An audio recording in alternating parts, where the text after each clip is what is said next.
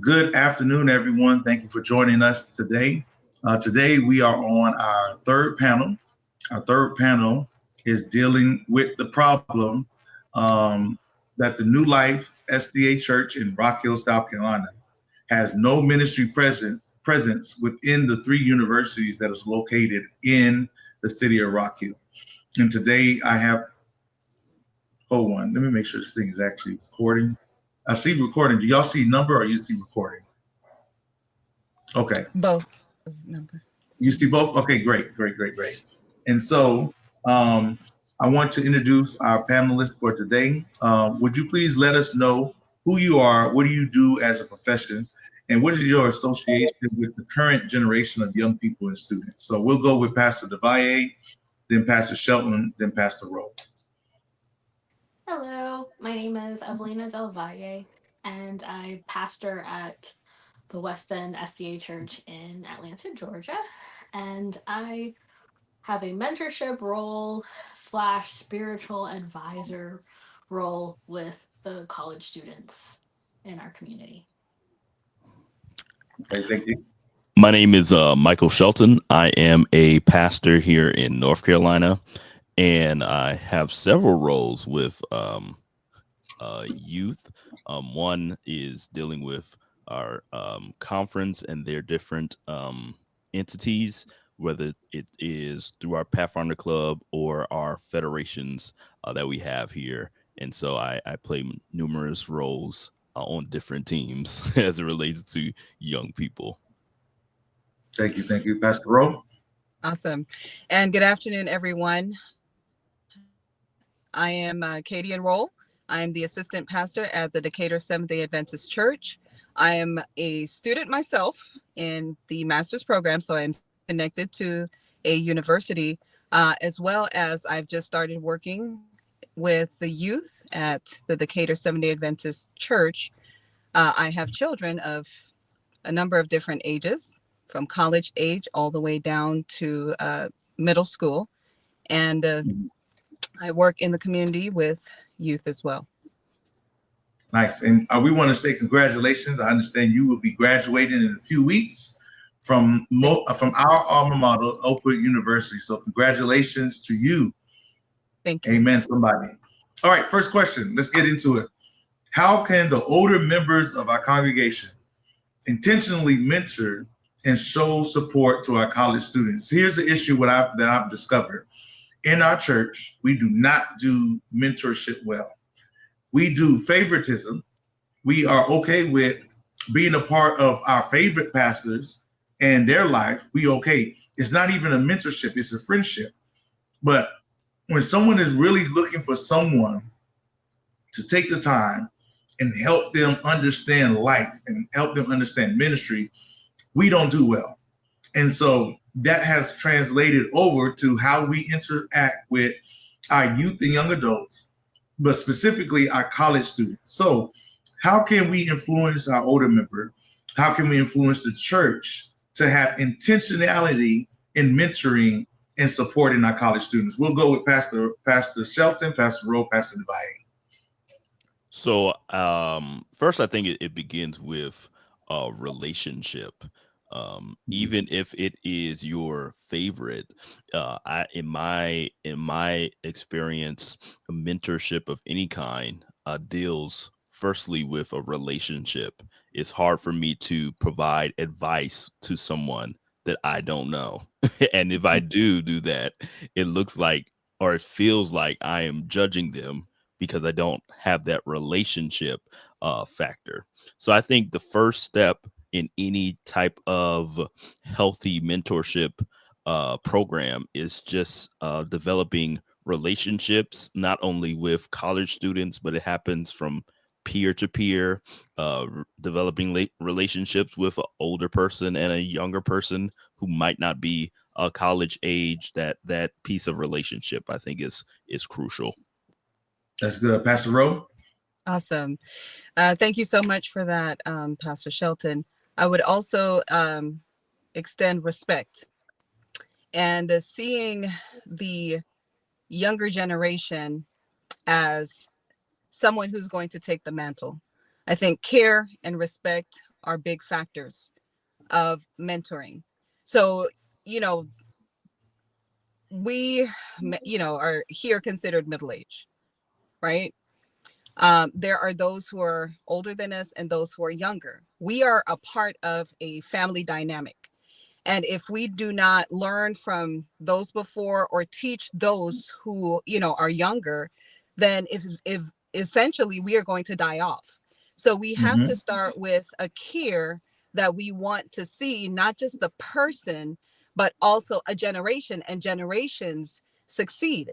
And that will also come with, respect, because sometimes when you are mixing and generations, there are certain expectations that are there that may or may not be valid.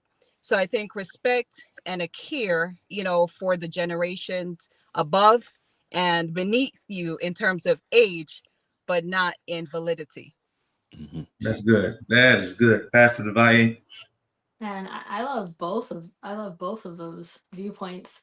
I would add that we may have to help people to understand that it's about presence. Mhm. Sometimes we want to fix the young people Mhm. and make them catch up to where we are too fast.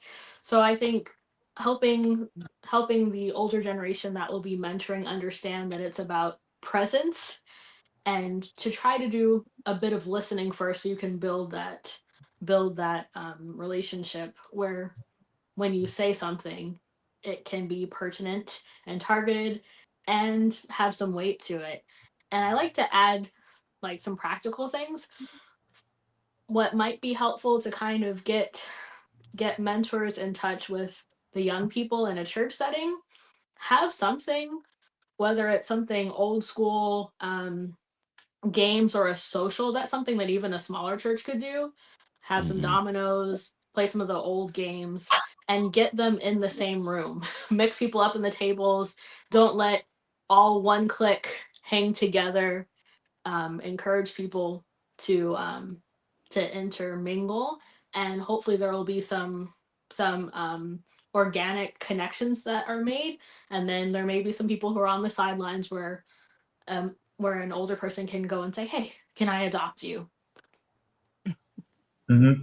So in another panel, what the Pastor Devaye was speaking of, to another panel, it was referenced that some of the old stuff that we consider to be old people stuff is now coming back into our generation where they want to learn how to do it. And what sparked me to think about that is a lot of the younger generation, a lot of our college students don't know what a social is. They don't know at all what a social is. But when I grew up in church, we were active with having social ministries at least once a month. And so in these things, we can combine the history and the future together and have it be productive for one another. And so I think what each of you said is very valuable. Um, we may come back to some of it through our questions, but we want to get through these questions. The next question for number 2, it says, what does a truly student welcome church culture look like? And where are we currently missing the mark? Listen, the first thing that we are missing is how to love them as they are. Everyone does not come from a specific background. They come from a variety of different backgrounds. And all we simply need to do is just love them, period. If we can't love them and show them support, we are failing.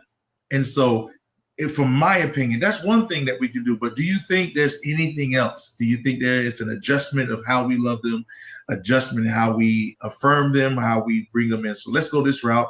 Pastor Rowe, Pastor Shelton, no, Pastor Rowe, Pastor Shelton, Pastor Divine. Let's go that route. Thank you so much. That is a great question. I think if we are to welcome students, we need to realize that there's diversity. And so representation is important. When we are when we are wanting or desiring to provide something, we need to know what the needs truly are. And so representation is important. And that looks like having diversity, whether it is ethnicity, gender, age. We need to have a good representation. It could be nationalities, languages, right? We need to Mhm. have definitely representation. And where are we currently missing the mark? I think that is also something that will look a little specific based on the church, the needs, the community. But simply, I think asking the questions and seeing what the needs are, and we can from there rather than assuming that we know, even though we may have good intentions. That's good. That's good. Pastor Shelton. So I think that a student welcoming culture is one that is established on the idea of acceptance, and I'll reference what I'm trying to say by the experience that I had in my first assignment. I was assigned to the Decatur Church, where Pastor Rowe is right now. The pastor at the time was John Nixon II, and I would watch him after every service say hello to everybody. It didn't matter who they were. If they came in during Sabbath school or if they came to church right before he was about to speak. He had a way of making sure that everybody felt like they were a part of the church, even if they were a member or not, even if they contributed financially or not, even if they showed up to outreach ministries or not. He had this unique way of making sure that everyone was accepted in the church, no matter who they were. So I think that in a church environment, it's easy to get very nitpicky and pick on those people that always show up, and we gravitate towards those type of people. But I think in an environment where we have college age people, it's important for them to feel accepted in the church, and if not, then they're not going to come back. I Mhm. think that if we are missing the mark, it's this idea of accepting everybody, and everybody means everybody. Mhm. So that means Adventist people. That means we accept, um, LGBTQ plus people. That means we accept all people. We just Mhm. can't pick which kind of people we want. Accepting everybody means everybody. Yeah, that's good. Pastor Valle. I'm going to tie both of the answers kind of in one. Sometimes I think we miss the mark by not taking an interest in people. We get so excited about, ooh, let me teach you all these things about the Bible and save your soul, which is important, yes, but the best method to do that is by taking an interest in people. What's Mhm. your name? Where are you from? What are you studying? Basic, but sounds basic, and these are social skills.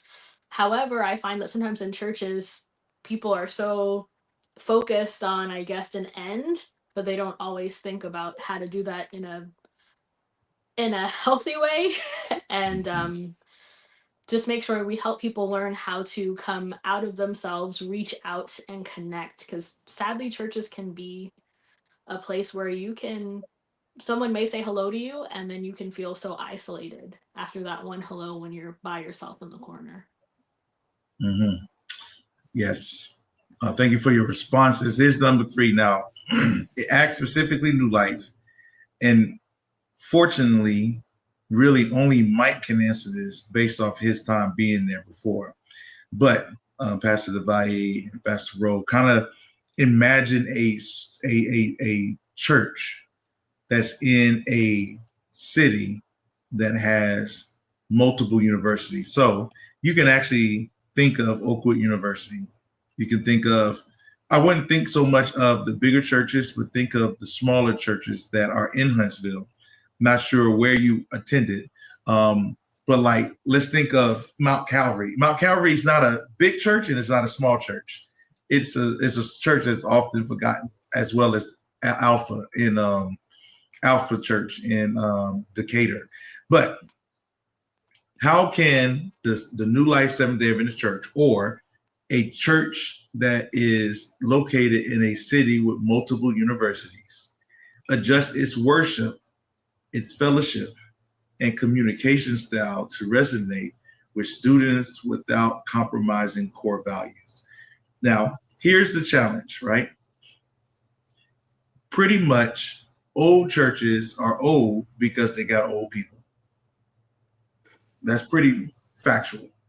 Very, very seldomly do you have an older church, not in history, but in age. Very seldomly do you have an old age church that knows how to be hip to current current technical ways of doing certain things.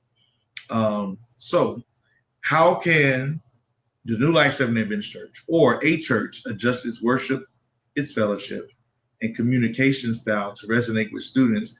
And here's the thing, the kicker is, because for whatever reason in our minds, if we change our worship, then we're compromising our core values. If we change how we fellowship, we're compromising. So that's not the case. So let's talk about how we can incorporate it, adjust it, but ensure that the seasoned saints know that we're not compromising our core values. So let's go with Pastor Rowe, Pastor DeValle, and then Pastor Shelton. Thank you so much. I think I had so many thoughts in my head. When I think about worship and fellowship and communication, those things begin before we actually gather together. And I would say that my answer may not specifically reflect the corporate worship setting, but I would say that some ways in which that we can fellowship and communicate is to write letters, send care packages, maybe have worship outside of the four walls of the church. Some students may not be able to leave campus. Sometimes people, may be able to travel or just plan a day at the park, something like that. When we look at core values, I am not going to lie, sometimes that is different, even in the Adventist church, for a lot of people now. So I think that, as we have talked about it as well, relationship, because sometimes I think people would assume that it is not loving, to teach discipline, right? Or standards or so forth, that love looks like doing whatever, allowing people to do whatever they want to do until, we have to pick up the piece.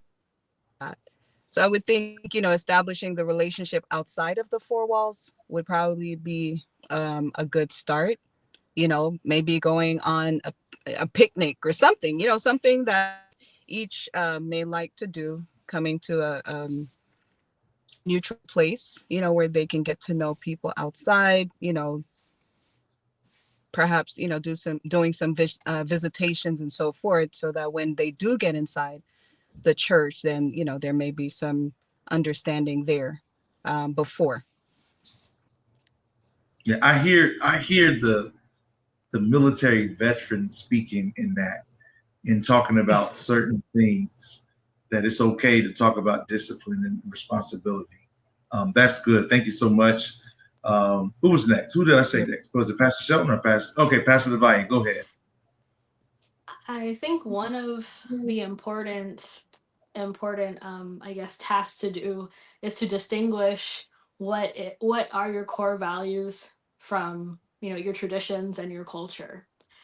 I mean, sometimes there will be some overlap, but some things are not necessarily an actual value.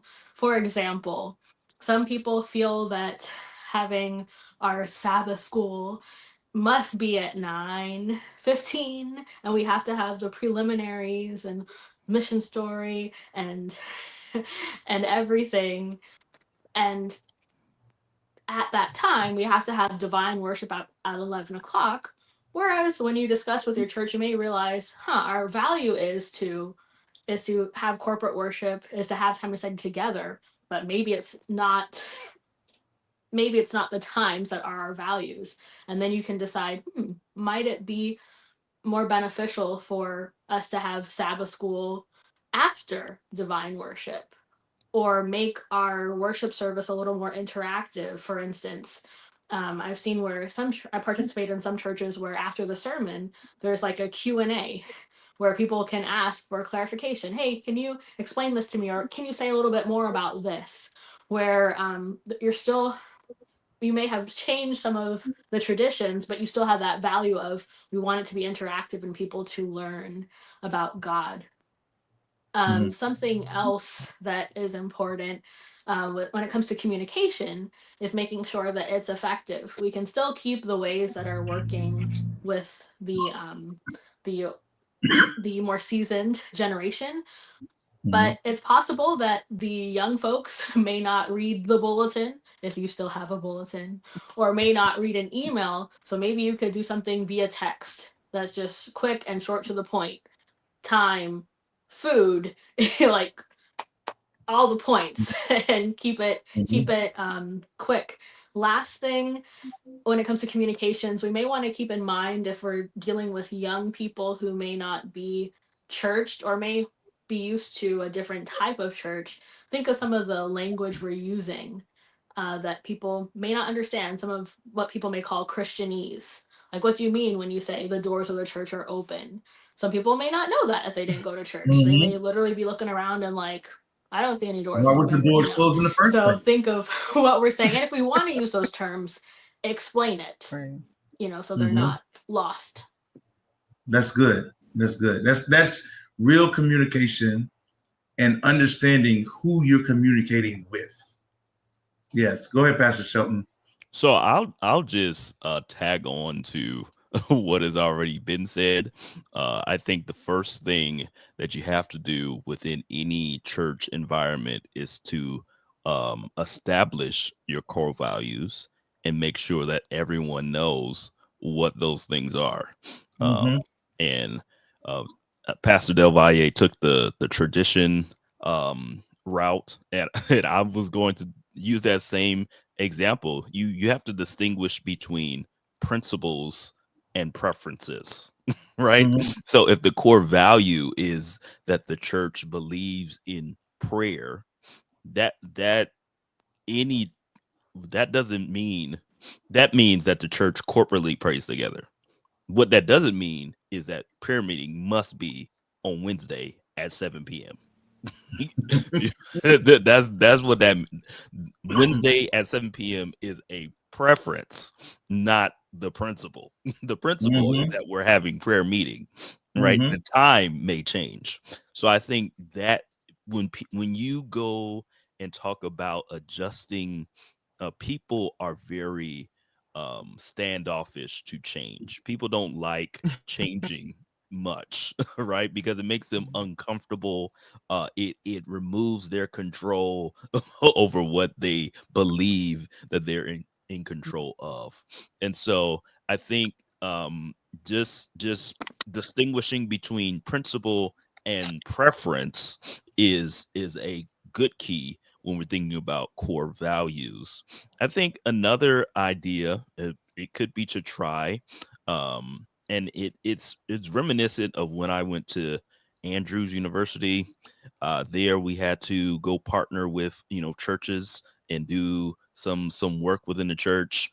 I partnered with the New Life Fellowship that was on the Andrews University campus, mainly because they had services that were different than the traditional services of the Adventist church. They found ways to still have the foundational pieces, prayer, tithe and offerings. We had worship, songs, a sermon. They found a way to have the worship elements of a traditional Adventist church setting, but the format of the service didn't look the same. So what I'm saying here is, if you have a core value in your church, or if you have essential worship elements that your church likes to have, perhaps it might be advantageous for you to adjust or switch up the worship style just a bit, to still hit those main keys, but have a different spin on things. If we're talking about communication, I can go on and on. I know in my church, one of the things that hurts us is that we say everything in King James Version, even if we're not reading from the Bible. We pray Lord. in the King James Version. So what a project I'm doing is trying to find a different version of the Bible, so that when we read, everything is not 19th century, English, and hopefully that helps with communication within the church at large. Yeah, Pastor Shelton, let me suggest to you the Passion Translation. That's New Testament and a few Old Testament books of the Bible. That's pretty good. What it does is connects you to the emotional aspect of what the Bible is trying to articulate. And also, our own church has something called the Remedy Bible. Now, it's only New Testament, and I think Genesis, Exodus, Songs of Solomon, Psalms, and Proverbs. That's also a good reference, and it helps. Maybe if you tell them, hey, this is what our church put out, maybe that might help them, because it does get tiring. And what we're talking about is bridging the gap, how we can create a welcoming church for college students. These kids nowadays will not pay attention if you come, be thou art thou God. What? Mm-hmm. If I want to watch Othello or some other or Romeo and Juliet, they don't even watch the old version. They watch the new renditions, which is customized for us now. And so all of you have put out very specific and detailed things. And I really appreciate how Pastor Shelton mentioned that. I had to write that down because I might need to utilize that in a training, that we need to know the difference between the principle and the preference. Because I remember changing the timing of us having service from 9. So Sabbath school was at 9. Worship service was at 11. I was like, that's 2 hours of us sitting down debating. I don't like that. And so we changed it to Sabbath school at 10:30, worship at 11:30. And then what happens, and especially during the times where the sun sets earlier, by the time we're finished eating, we're moving into having AY, and then we go home about our business. I also remember during the pandemic, I forgot who it was, but somebody changed their worship service. They didn't have this divine worship hour. They didn't have it on Sabbath. They had it on Friday evening when the sun set.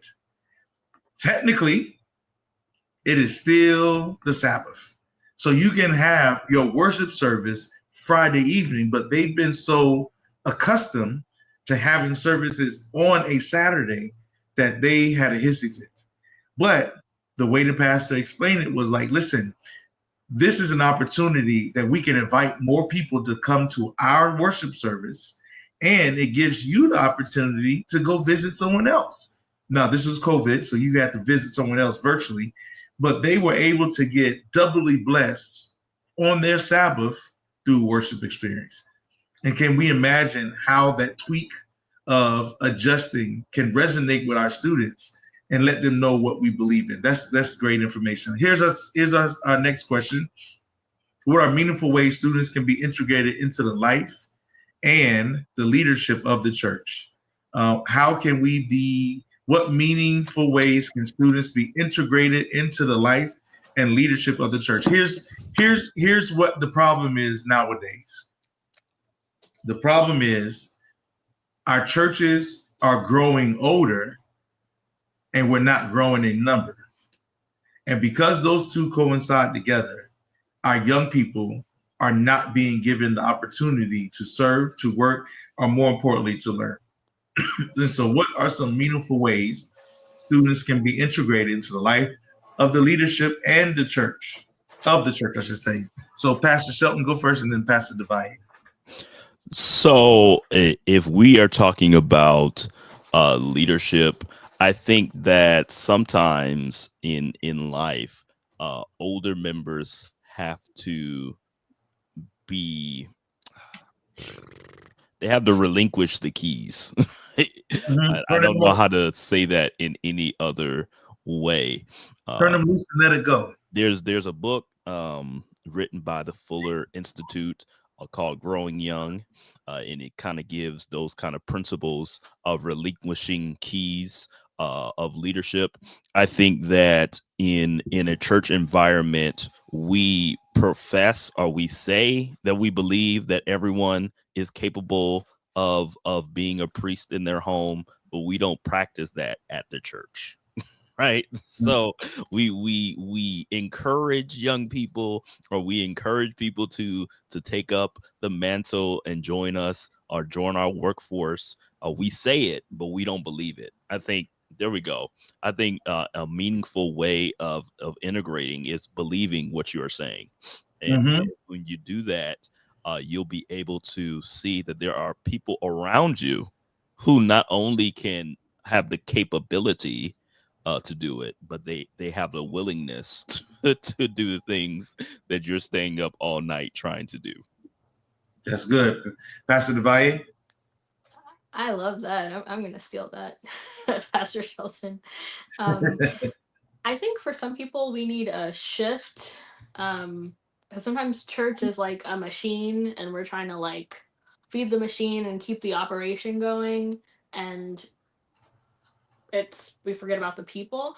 Maybe if we look at it as discipleship and just that basic terminology, that's what we're trying to accomplish on every level.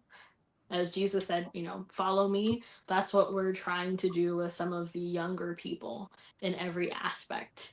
So that means you have to let them, yes, there's teaching, but you do have to let them do, because that's the main way people learn, is by doing. And one more thing I want to include, I think it's important to ask those who are being mentored or the young where they want to fit in, because sometimes we think we know where they fit. We want to put them in certain positions that we think are safe, but they may not have an interest. They may not want to be a greeter. They may be an introvert.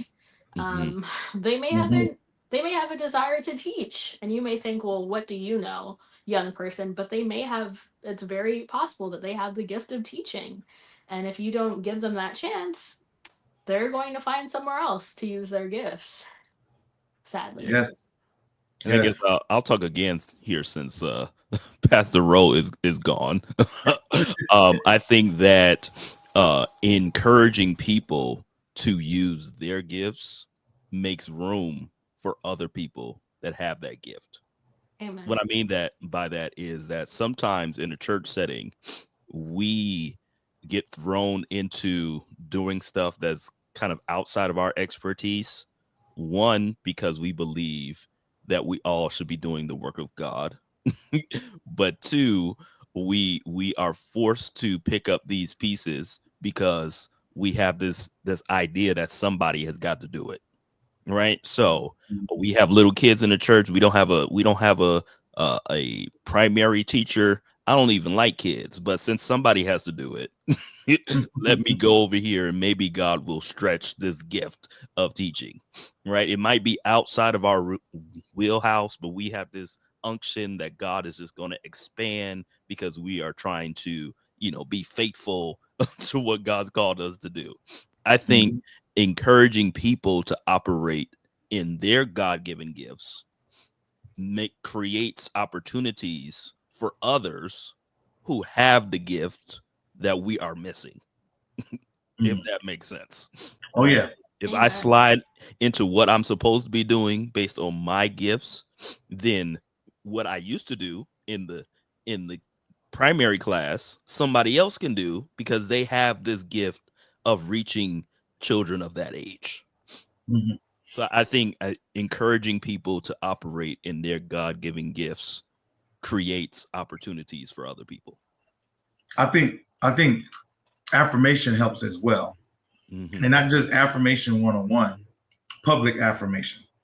What we in our first panel we talked about how um, Dr. Crosby invited a young lady who just started attending our church. She's a college student, and she invited her to help teach Sabbath school. Now, Takira is an introvert. She is an introvert, but she stepped out of her comfort zone and taught, and she loved it.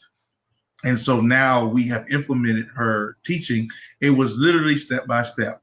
We let her teach one day of the lesson, then we let her teach 2 days of the lesson, then we let her teach half the lesson. So it was something that she was able to walk into.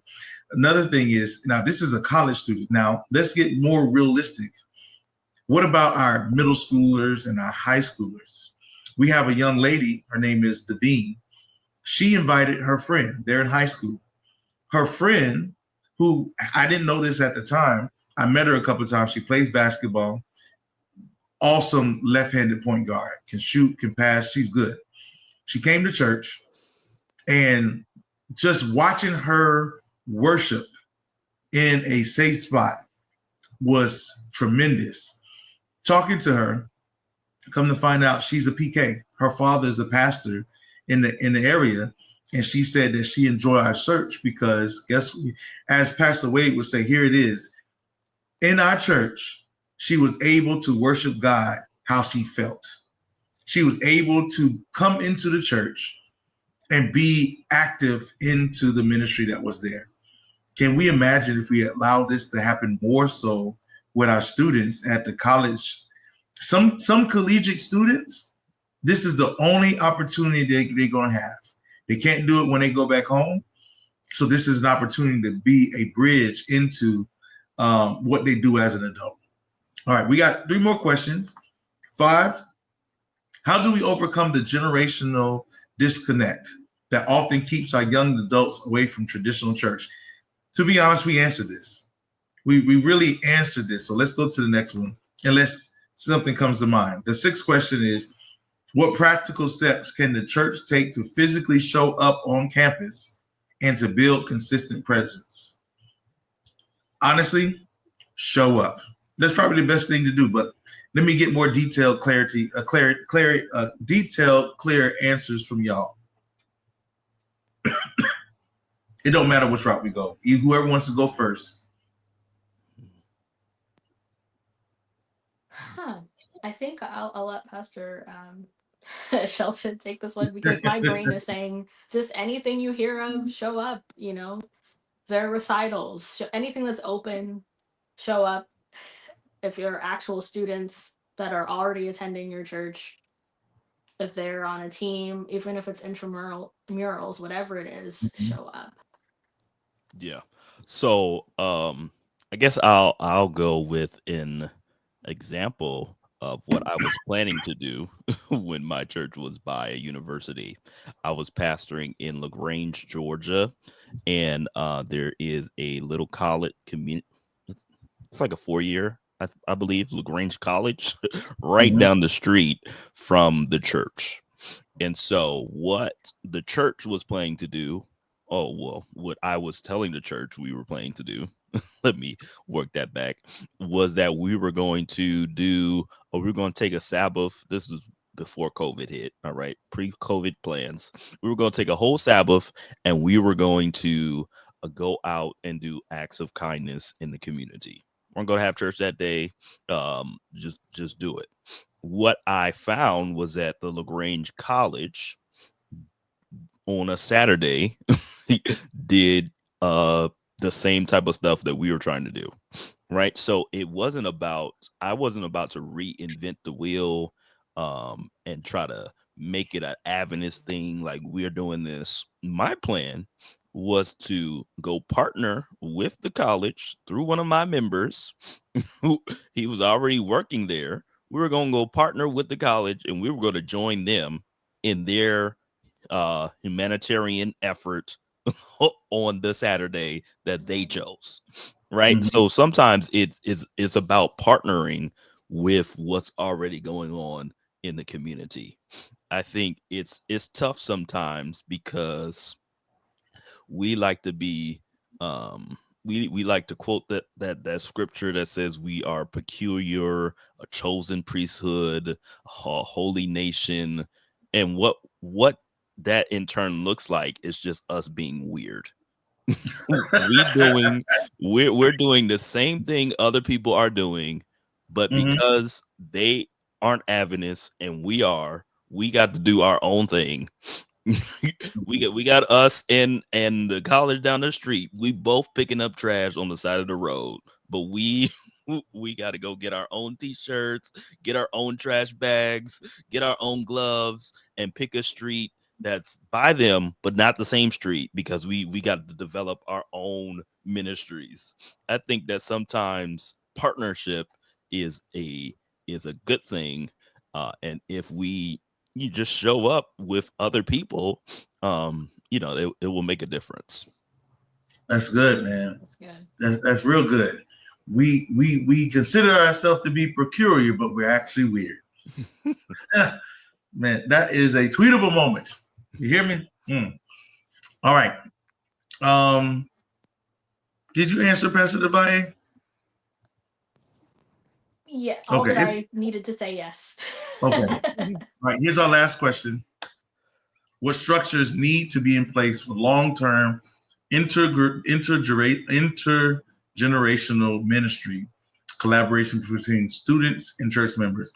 Now, we kind of danced around this already. However, here's what I want us to focus on in your response. It's the structure. So the structure in my mind is something that can be established and can be utilized regardless of who's leading out. What are the systems that's in place to introduce long-term intergenerational ministry and that collaboration between the church members and the students? Pastor Shelton, what you're talking about doing or what you wanted to do in LaGrange sounds like that was a structure, and ensuring that you join in means that it can be a lasting structure. You can have a structure built out of toothpicks, or you can have a structure built out of cement. Which one is going to be more sustainable? Of course, the one that is in concrete, cement, whatever you want to look at it. So, what can we provide structure-wise to build that collaboration between students and the church members, particularly within the realms of long-term intergenerational ministry? Pastor Shelton, you go first, and then Pastor Devaye. So we talked about earlier this idea of adjusting services and stuff, but not Mm-hmm. compromising our core value.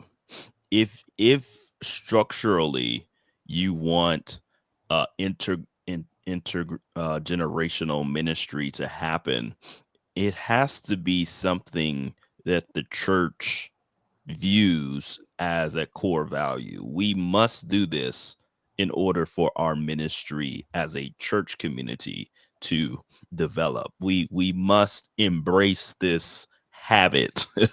uh and if it is a core value, then everything you do reflects what you value as a church community. That's the purpose of core values, so that every ministry within the church interweaves the values of the church in their separate auxiliary ministry. I think that is foundational for any organization, whether it be a church, a school, anything. If it's in your core value, then it's something that you will do until someone comes along and changes your core values. Mm-hmm. But if you're a church community and this is what you value, you can have um, you as a pastor. It can be another pastor. It can be five pastors down the road. If this is what the church values, then this is what the church values. And so I think that the structural plan is to embrace it as a core value. And then, of course, there are sub plans that you could also put into things. Each ministry intentionally developing a relationship with a younger participant to join you on your committee boards or what have you, and that also kind of builds upon this idea of intergenerational ministry. That's good, man. That's good. You can tell that you have experienced it as leading out to cause this to create the structure, but also being on the other end where you're wanting the structure to be established. So thank you for sharing, Pastor Devaye. I love that. I just want to say what's important after you've made this a core value. Now we've got to take some more actionable steps. We're going to take some steps, intentionality. And I know sometimes this can upset people where they may feel like, oh, you're giving too much focus to the young people. What about us? So this is where you have to tell them this is going to be a little bit of DEI, where we're not throwing everyone else out. We're not saying that no one else is important, but because this group is underrepresented and we want more of them, we're going to have to focus and take some steps. Something that we were doing at West End, we were looking around and just seeing, man, most of our leaders are up there doing a great job. So the past almost 3 years, our senior pastor has been saying it till he's blue in the face.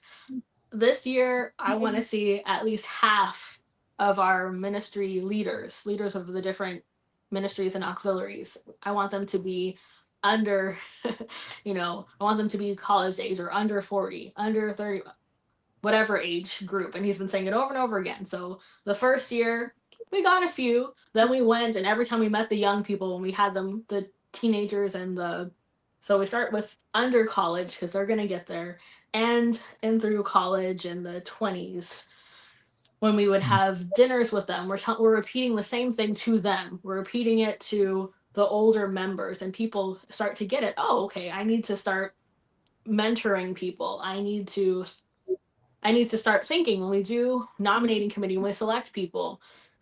I never thought about looking at the ages before. Let's see. We do want to have at least half. Let's see if we can do that. And they began to ask more and more people. So you're seeing a little more. It's not half yet, but we're working on it. It's growing every year, and the young adults have realized that they have more agency, and we're serious. We're not just talking, and we're making room for them. So that's just one way. I think that's real good. Well, listen, I want to thank you for sharing your wisdom, sharing your experience. Blessings upon you as you, Pastor Shelton, are pastoring and doing a great job in North Carolina. And Pastor Devaye, as you're doing a good job in Georgia, and praying for you and your families as you continue to minister. Let me pray with you and over you. Father, thank you for Pastor Shelton and Pastor Devaye. Lord, be with their families as well. Cover them, keep them safe. Lord, thank you for the ministry that you placed them into. Lord, as we attempt to tackle different challenges in our ministry, help us to seek your face. Help us to listen. We love you, Lord. In your name we pray. Amen. God bless you. Amen. Have a good day.